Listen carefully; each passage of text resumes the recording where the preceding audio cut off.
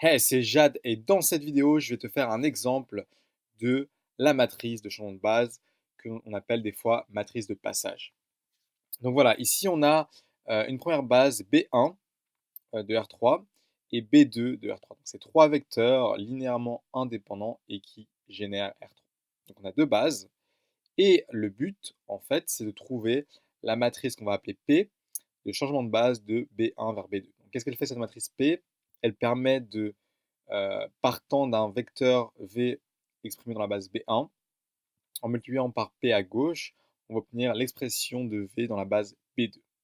Donc voilà, certains profs vont noter P de cette façon, donc P avec B1 avec une flèche B2 pour dire que c'est la matrice euh, de changement de base de B1 vers B2, ou d'autres profs vont écrire l'identité de B1 vers B2, donc il y a une signification dont je ne vais pas parler ici de cette notation. Donc voilà, on va passer aux différentes méthodes. Donc voilà, la méthode numéro 1 qu'on va utiliser, c'est on va chercher en fait à exprimer chaque élément de la base B1 par rapport à la base B2. Donc ça veut dire quoi? Ça veut dire que pour par exemple le premier vecteur 1, 0, 0 de B1, on cherche les coefficients P11, P21, P31. Donc, ici, on va essayer d'écrire le premier vecteur de B1 en fonction des vecteurs de B2.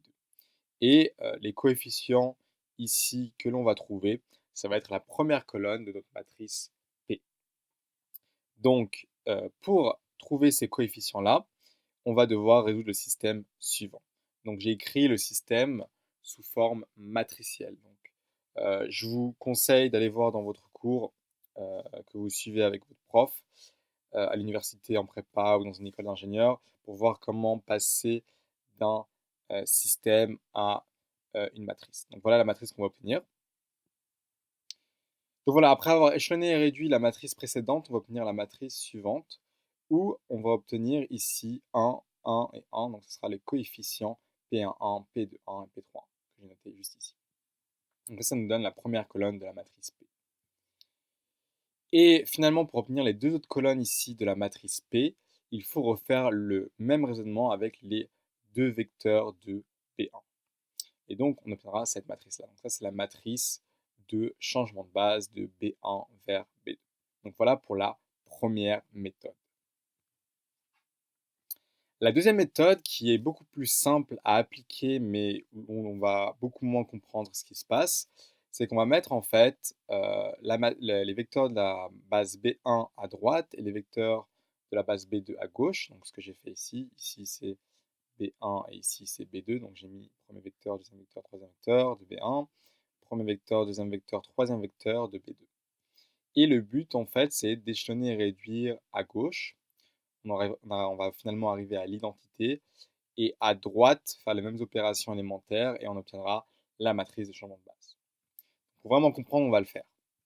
Donc on part de cette matrice immense et je vais essayer juste d'échelonner et réduire ici, sachant que toutes les opérations élémentaires que je vais faire à gauche, je vais aussi les faire à droite. Donc la première opération, c'est la deuxième ligne moins la première ligne. Donc on obtient cette matrice-là. Ensuite, je vais faire la première ligne plus la troisième ligne.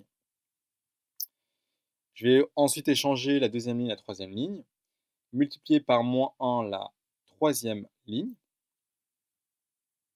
Et finalement, je vais additionner à la deuxième ligne la troisième ligne pour obtenir la matrice finale, où ici, à gauche, on aura obtenu l'identité, donc la forme échelonnée réduite.